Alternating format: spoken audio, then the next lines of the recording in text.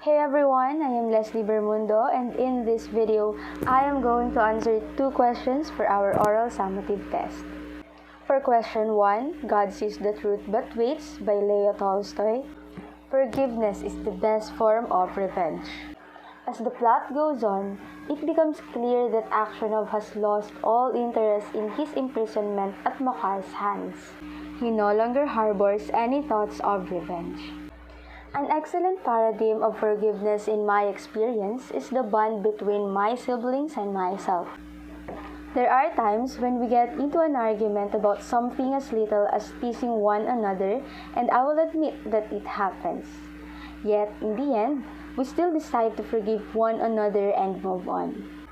For question 2, Depression Days by Mora, understanding its historical context got me realize that industrialized world was hit by the greatest economic depression in history.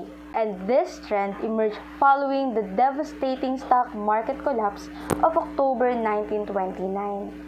And it wiped out millions of investors and put Wall Street into a froth. And nowadays, one of the worst things we can do when times are tough financially is to depend on other people or places for our food supply. So it makes sense to grow our own food instead. Use every available resource. If you have grandparents or parents who were alive during the Great Depression, you have probably heard or seen them emphasize the need of being thrifty and creative. For an instance, they may discuss how they utilize newspapers as a gift wrap. Gather your resources. During the Great Depression, women's worth was measured by the number of preserves they put up in their kitchens. There's a good chance that when something bad happens, people will rush to their local businesses to stock up on necessities. So the time to start storing food in cans and jars is now, not later. Foster closer ties to family and neighbors.